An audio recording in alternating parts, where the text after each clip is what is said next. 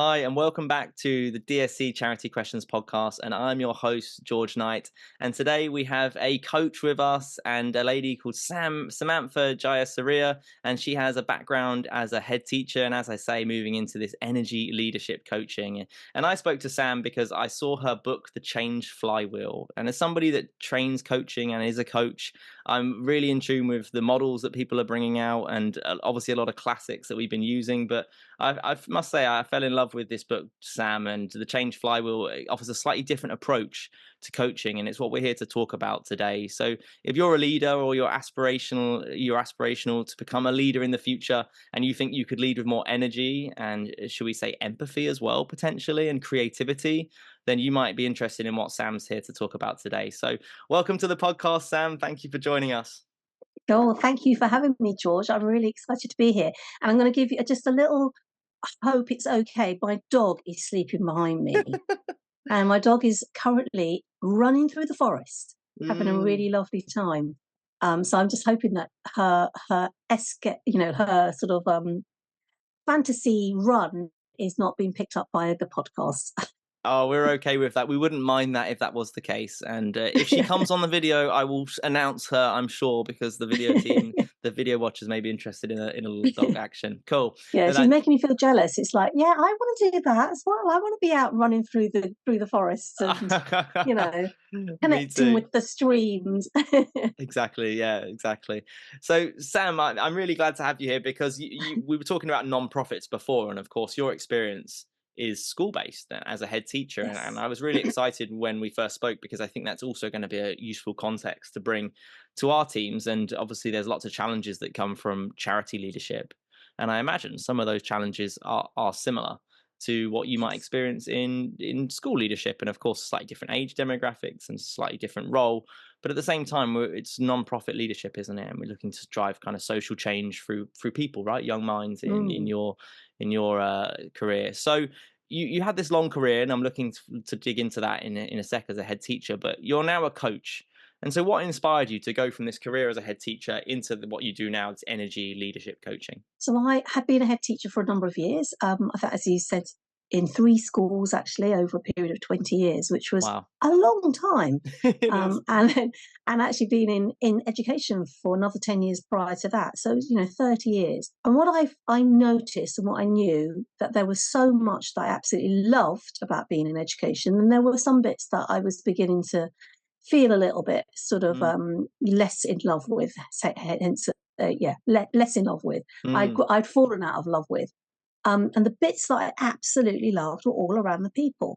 It was getting the best out of people. It was getting the best out of children, getting the best out of teachers and TAs and staff who worked in school, getting the best out of parents, governors, people who came in. It was the people interaction that really made my day, basically, as a head teacher.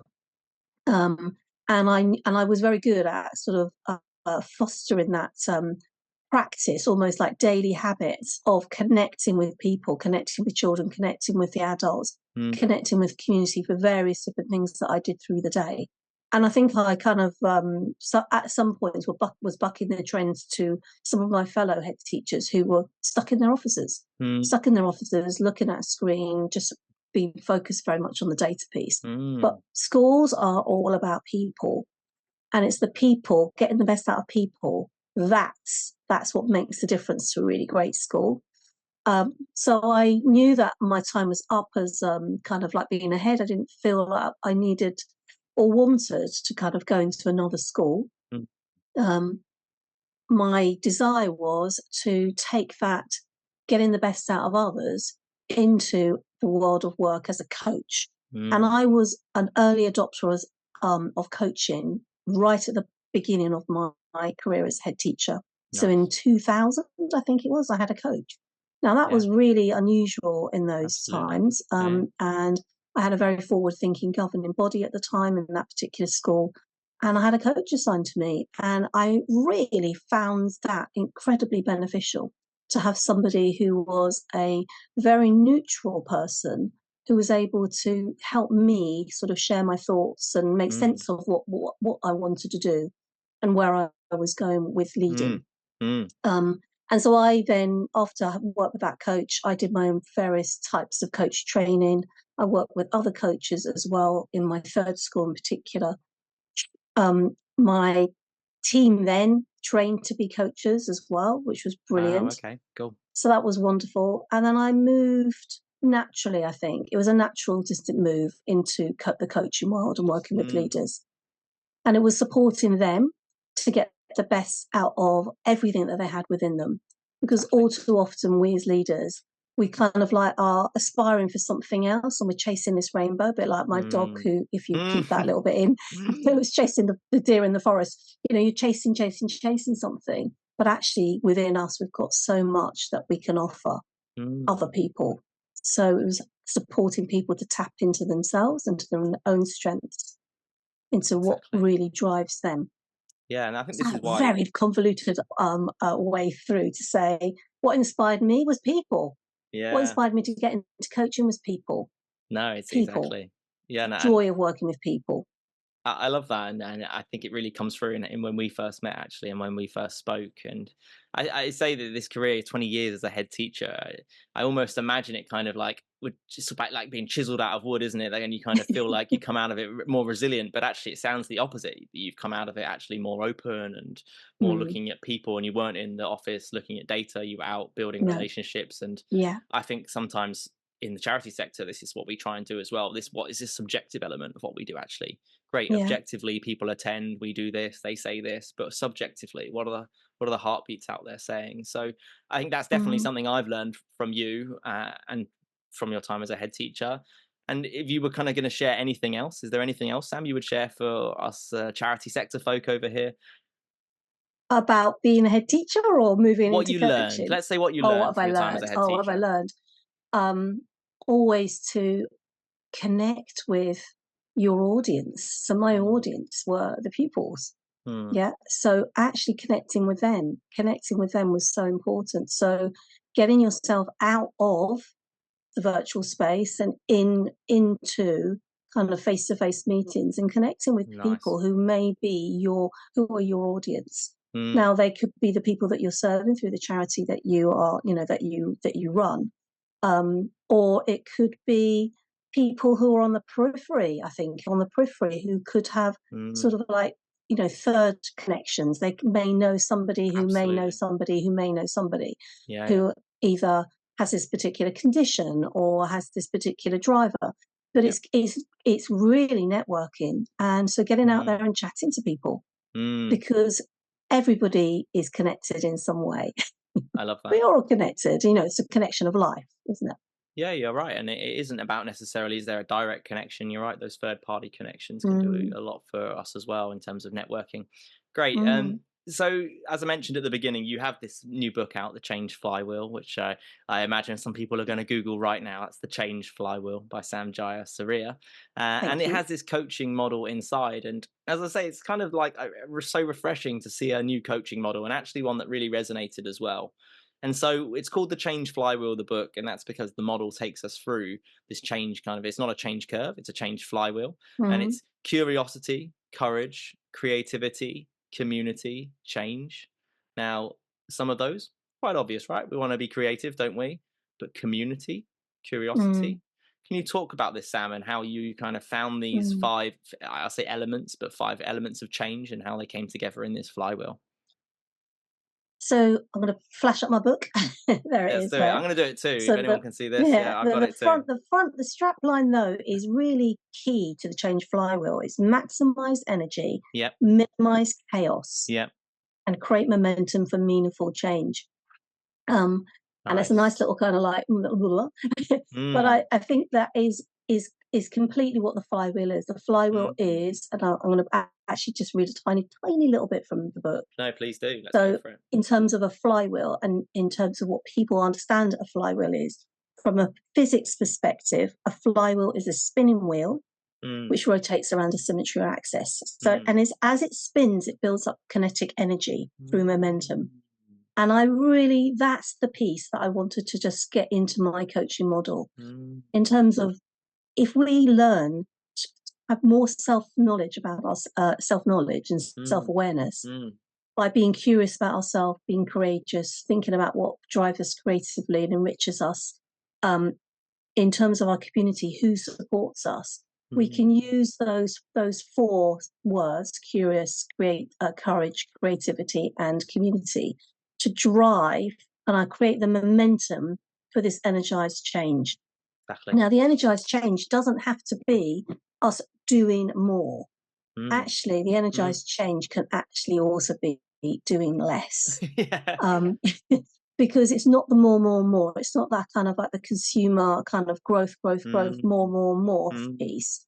It's around knowing when we need to do less, Exactly. knowing when we need to say no, get into that just right state. And that's the sweet spot, when you can learn to say no, not yet, This is it, not isn't it? now. Yeah, I think this resonates with me so much right now, and I think there'll be a few listeners out there this resonates with too. And there's a great quote I try and share with people, Sam, David Allen, the Getting Things Done. We can do anything, we cannot do everything. And Yes. whenever we choose to not do everything as a charity or as a head teacher, right, we're letting somebody down potentially. And that's very hard to come to terms with. And I think you're right though, Sam. It's what can we stop doing in some cases, as well as what are we not doing. And it's the stopping that is actually quite hard for leaders, particularly in the public sector, particularly in the third sector, particularly in, when you're you're in the role of helping others. So my book is really focused on people helping professionals. Exactly. All the leaders in the charity sector are people helping professionals. Absolutely. They're there to support other people. And it's this sort of, you can get stuck in exactly the same education. You get stuck in this driver, which is like, oh, I've got to do more. And that's the way of burnout. That's the way for people to then become disinterested. And our messages start to fall flat. So in terms of the charity sector, absolutely, you've got to kind of take a step back and think, what can we strip away? What do we need to do less of in order to get real clarity of the message that we want to project towards our, people who we would like some support and help from? Exactly. Yeah. And I like that. Yeah, I like your use of the word energy, reclaiming it in a bit more of a practical way, and the way you link it to well-being as well. So let's say you were working with me then. I'm a stressed out CEO leader. I've got a big project, and you're working with me to maybe try and maximize my energy. Is there anything putting you on the spot? I know.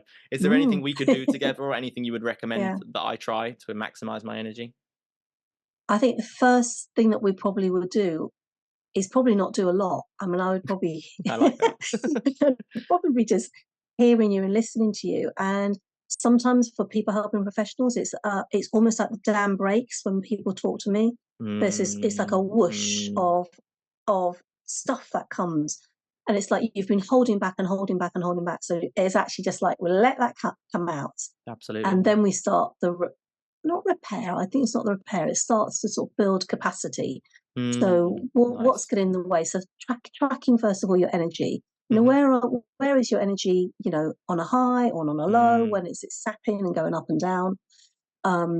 It could be around people that's sapping your energy. It could be around tasks. It could be around particular experiences. So what in your work is giving you energy and taking your energy? That I think is such a useful exercise for leaders to sort of investigate. You can do this by yourself. I was thinking this, yeah. How would you do it? Yeah. I would just track it over a week. Okay, going back, where did my energy go up? Where did I start to falter? Actually, just doing a little bit of self-reflection, and that learning to self-reflect is giving you the pause. Is giving you the new habit of learning to pause and stop, rather than doing and doing and doing. So we would build these little pause points, or I would help that person through them sharing with me what's going on in their week, where they might want to put in a pause, where they might want to put in a walk, where they might want to get up and move away if they're working in the virtual world, and move away from their desk. But it sounds so easy, and I know there are millions of books written around this, but it's the connection that I make with you. And I may not be the best coach for you, so being honest about that, contracting about that, and then you maybe finding somebody else who may get the best out of you. But there are so many different people in the world who are doing who are coaching. Not every coach is the right Mm. coach I for think it's you. accountability as well that Yeah. coaches and mentors can bring. That's what I found as well. And Yes, but it's you learning to be accountable for your mm, stuff. I won't be saying, "Oh, say, George, how did you get on with that?" mm, Yeah, it'll be more of a, uh, what's on your mind? mm, What does that mean to you? What are you learning yeah, about yourself here? I like Now, this. and what's the new insight? What are the issues? So Yeah, reflecting, what definitely. are the ideas? Um, Because you, as a people helping professional, don't really need me to be telling you stuff to do. it's probably Yeah, true, isn't it? But you're yeah. right about actually to It's about listen learning to take and to control learn. of your own self. Exactly. Exactly. Um, Not control. Well, control is the wrong word. Yeah, Is it is works, doesn't learning it? is learning to take is learning to sort of see the triggers and the Mm, drivers and making a decision about whether or not that's still true mm, for you right now. yeah. Becoming friends with yourself a little bit more, understanding Yeah, yourself a little bit more. yeah. So I like that. that word that will come up in my mind. So, well, definitely there's that sort of self empathy. There's the Mm, compassion. There's the self compassion. mm, mm. Actually, we're not machines. We are humans. And that Yes, we're links. living in an AI world, Yeah, but we are human beings, yeah, absolutely. and Yeah, human beings do from time to time need to do nothing yeah. and just be. So it's learning to be. I think it's learning to be with yourself, with your Mm, being. mm, mm. And for some of the leaders I work with, it's actually it's a new education for them. It's like, oh It is. I can see that. yeah, Yeah, because it's so. I, Oh, I I used to really like that. I used to do that. Why don't I do mm, that anymore? And it's coming off the treadmill. It's coming off mm, the treadmill and just mm. taking a pause. And before you choose to go on, how fast you want that treadmill to be running. Do Exactly. you want it to be on the sort of like whatever the gradient is like that, or do you Mm, want it to be like that on a mm, bit of a slower pace? So it's learning to be able to sort of turn the volume down and up mm. and fast or slow. Before you get swept off the back of it as well. Take a step Yes, off. Yeah, yes. Because so many leaders I work with are on the way to burnout. absolutely. Yeah. And it's that piece, the piece around recognizing that and putting Mm, us and saying, actually, this is not the way I want it to be. This is mm. not where I want to go. So And if that's not the case, I need to work on my own resilience. And my exactly. definition for resilience I will use is from the Please, resilience dynamic. It's please. our ability to adapt. It's our capacity for change. So where Mm, do I need to be a little bit more adaptive as a leader? And what am I, when I talk about capacity, what am I building? mm, And that's the energy piece. mm. Yeah. Because some of Nice. my leaders will be on the slightly more sympathetically aroused energy Mhm, cycle, mhm, which is like do, do, do, do, do. mhm, Or they may be more demotivated and slightly more depressed in their view, which is, mm, just can't be bothered. mm, Yeah. mhm, We want to get from here and here to the just right piece here. mm. The just right piece might be leaving that organization and moving somewhere else. Yeah, yeah, That piece absolutely. might be finding a different role in that organization. Yeah, definitely. Yeah. It could be 101 different things that happen in that just right piece. I like it. I like it. Yeah, Sam, it's Mm, tough, isn't it? There's self-work and giving mm, yourself permission to turn up and be in a place to go through that. And I think that's where you put the word courage as well in the change flywheel. This takes mm, courage, absolutely. and I think that's a really nice missing part of some elements of coaching in the past. Actually, it's not actually my motivator as the coach to help you. It's intrinsic. You should be finding that Mm. motivation yourself. But the bit that I bring into my coaching is the Yeah, body. yeah. Let's Is the go for it. body. So I'm a Cool. somatic coach. So it's Yeah, around really connecting with the body. And I know that you do that work yourself and you do that work as well through, your own life. yeah. And I've read your book, which is really wonderful. Thank you. And it is about connecting with your whole body. And as leaders, we're not just here. We can't Mm. just be here. We're just constantly just thinking our way out of it, but Zoom not backs that listening. up as well. Zoom puts people just in the face, don't they? You don't see the Yeah, rest of the body. Yeah, yeah. absolutely. But what's going on? So at the moment, I'm moving my feet, but what's going on Mm, here? What's going on in mm, my gut? What's going mm, on?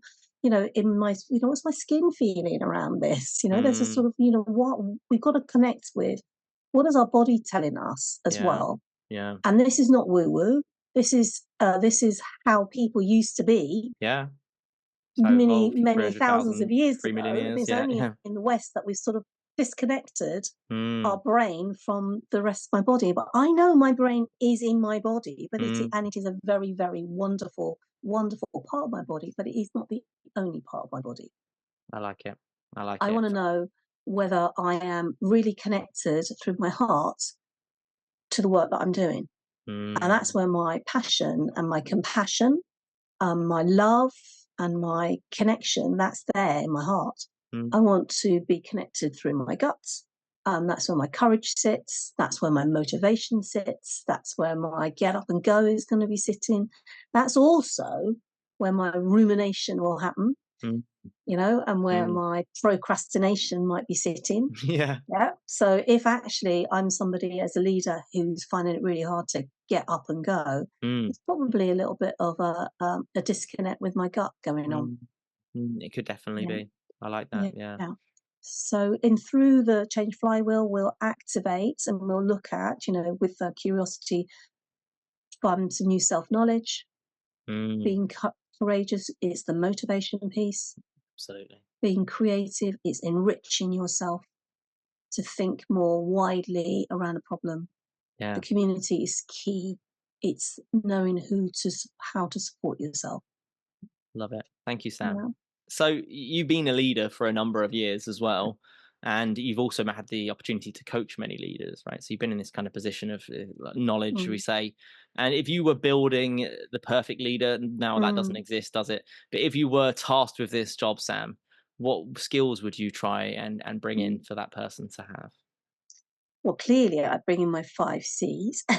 Yeah, let's do it. So we got Absolutely. curiosity, got Curiosity, that courageous. they'd be curious. So that's really about knowing what's the purpose of this work that you're doing, Mm, mm, knowing who is it that you're working with, mm, knowing what your own strengths are, knowing what mm, your own values are, and how they connect with that particular piece of work.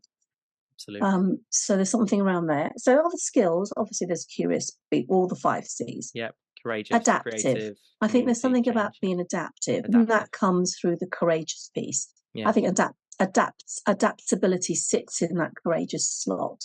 Must do. Yeah. Yeah. Yeah.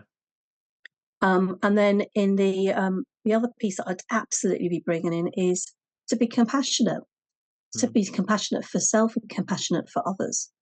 So that's really knowing your community that you're working with, your colleagues that you're working with.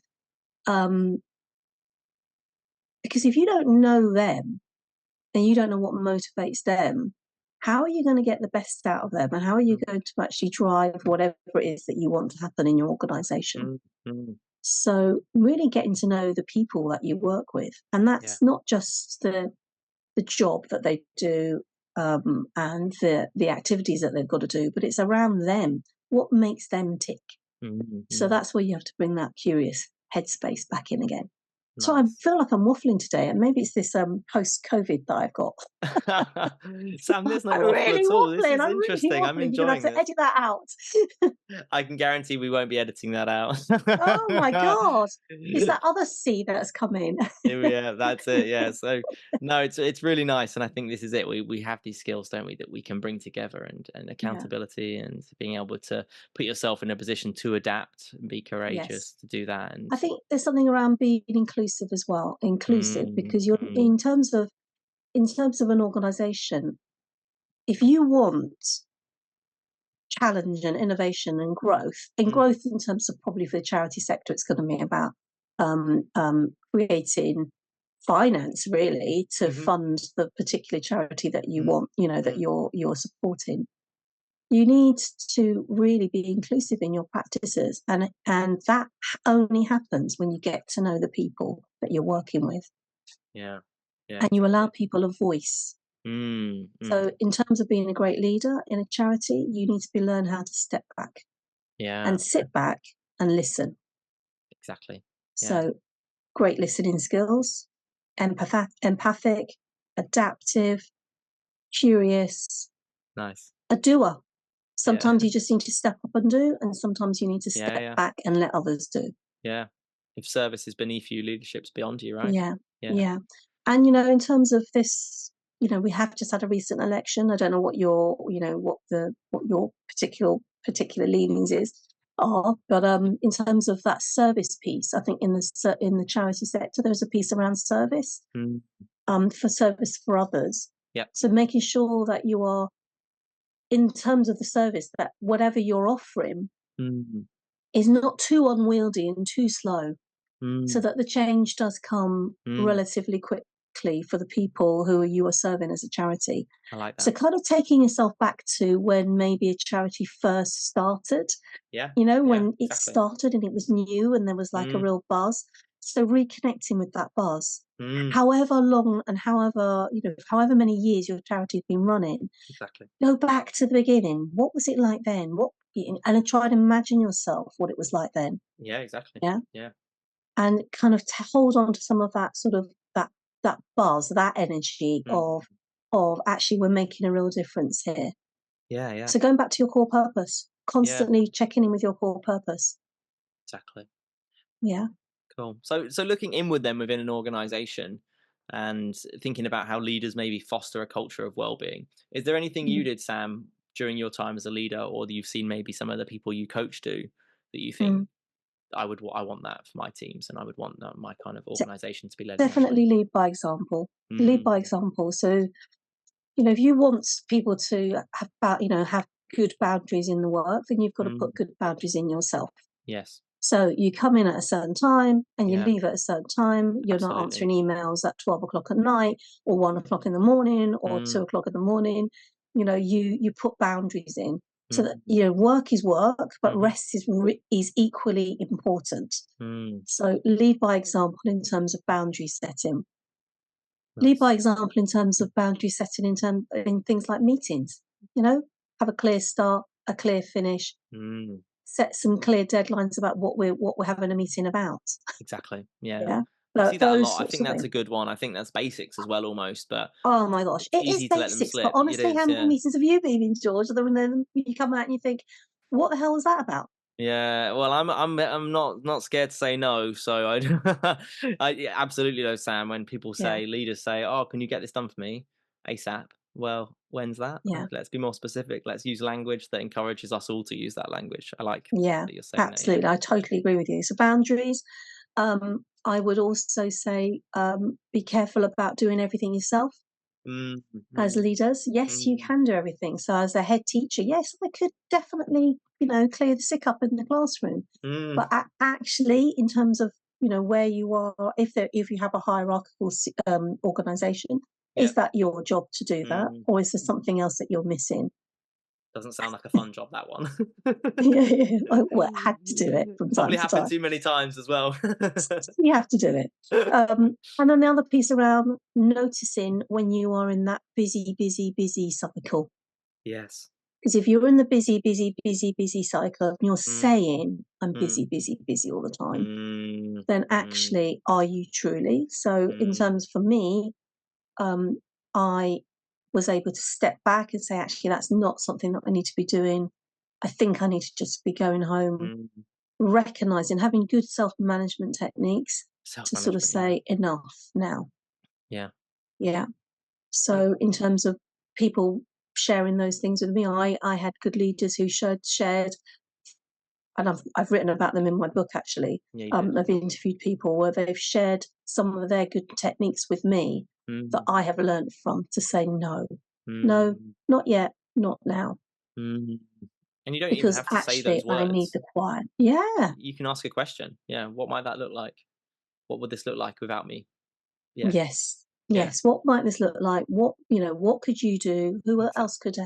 Who else could help you with this? What could stop this What's the from working? challenge? What's Yeah. stopping you? What's the Yeah. challenge? So asking a question back may Mm, stop you getting sucked into the busy, busy, busy cycle as well. exactly. Yeah. Yeah. Really nice. And I think this is where we are going, Sam. I feel positive. As a management trainer, I think we've kind of moved away from people ruling with an iron fist, actually, almost to an opposite side now, where people are probably being Mm. too lovely and maybe Yeah. need to be a little bit more constructive with their feedback and be a bit more honest with their Yeah. teams to help their Yeah. teams grow. I think Yeah. that's probably where we're at now. And I think the future will be a nice balance. I hope anyway, Sam. But from your perspective, what do you see the kind of future of leadership evolving into? Like, Mm. what will that role be to you? I think more of what I'd be talking about now. I think Mm, the good leaders. I mean, you know this, and I know this. The good leaders that we have in our head are the people who are empathic, compassionate, mm, get up and do, yeah, will think around a problem, will give absolutely. themselves time to rest. Yeah, also Yeah. probably quite interesting personal lives as well. The people that Yes. stand out to me. They've Yeah, got other things in their life. yeah. Yeah. I have other things in my life apart from coaching. Mm, Yeah. mm, And that is something that I will absolutely kind of keep, mm, exploring and being curious about as I get older.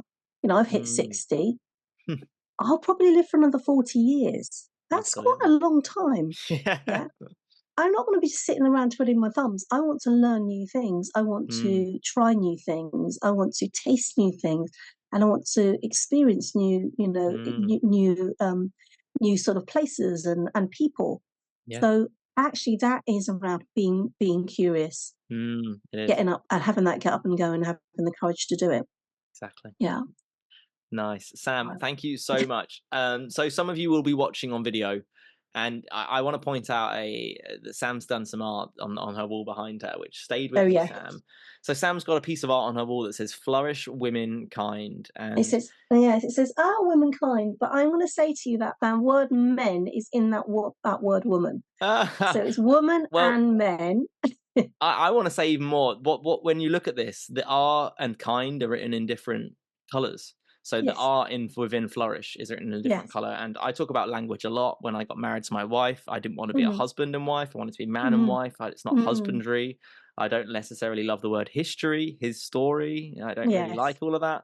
And I just Yes. saw our kind on the wall behind you, Sam, and I just thought I And it's knew our we were going kind. to be good friends because it's our kind, isn't it? It's not mankind, it's not womankind, it's our It's kind. And absolutely, it's our kind. yeah, Thank you for pointing that out, and George. I love it. Yeah, no, it's great. And I said to Sam, "Where did you buy that?" And she goes, "I painted it." And I was like, "Of course you did."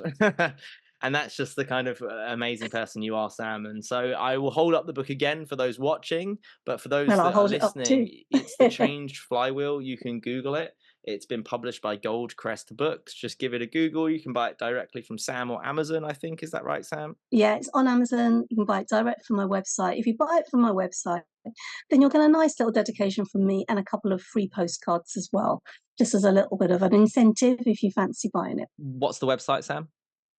It's a Sun and Sky Coaching, Yep, dot and com. hopefully you Sun and Sky Coaching is not .com. Put you on the spot Gosh, there, didn't I? you really did.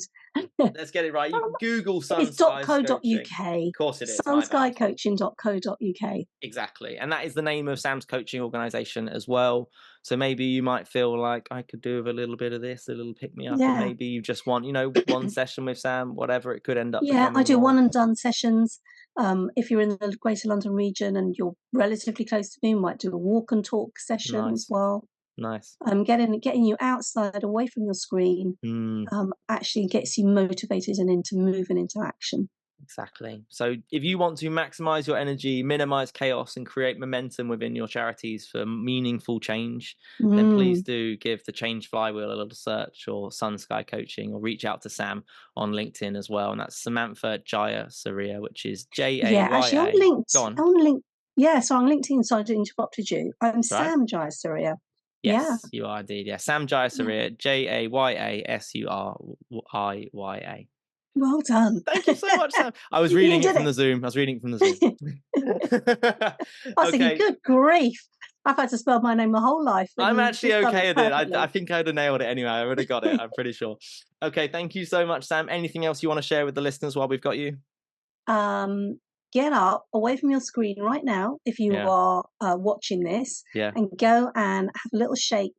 Mm, mm. Shake it off, get a cup of tea, get a glass of water, move your body. I like it. I like it. I'm going to do the same thing. Thank you, Sam. Okay, Thank you take so care. much. Thank you for Cheers. having me. Thank you for listening to another episode of the Charity Questions podcast brought to you by the Directory of Social Change. DSC provides training courses, publications, online funding databases, research, conferences, and lots of free resources just like this to the charity sector. If you want to get more involved with this podcast, follow us along on social media where we announce the guests we have upcoming, and you can contribute your own questions for me to ask on the podcast. Thanks again for listening.